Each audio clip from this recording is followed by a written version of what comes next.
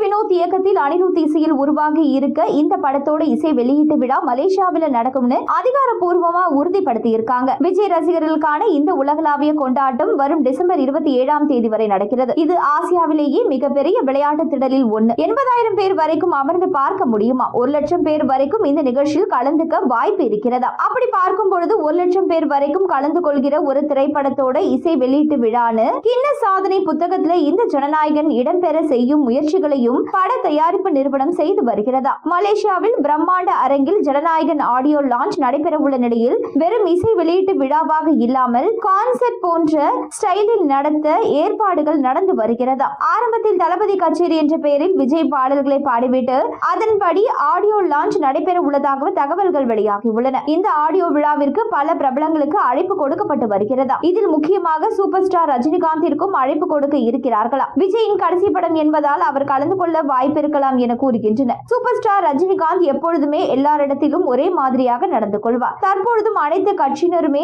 அவரை அடிக்கடி சந்தித்து பேசி வருகிறார்கள். விஜயின் அரசியல் பயணத்திற்கு அவரது ஆடியோ விழாவில் வாழ்த்தை தெரிவித்திருந்தார். அதுபோல முதல் மாநாட்டிற்கும் பாராட்டு தெரிவித்திருந்தார். ஜனநாயகன் ஆடியோ விழாவில் ரஜினிகாந்த் கலந்து கொண்டால் மிகப்பெரிய பரபரப்பு தமிழகத்தில் ஏற்படும். ஜனநாயகன் ஆடியோ லான்ச் பாடல்கள் நேரிலேயில் வெளியிடப்படுவதற்கும் விஜயோட பேச்சு என்னவா இருக்கும் என்பதும் சூப்பர் ஸ்டார் ரஜினியுடன் விஜய் ஒன்றாக என்ட்ரி கொடுப்பாரா என்பதுதான் இப்பொழுது ரசிகர்கள் நடுவே ரொம்ப பெரிய ஆர்வத்தை உருவாக்கி இருக்கு.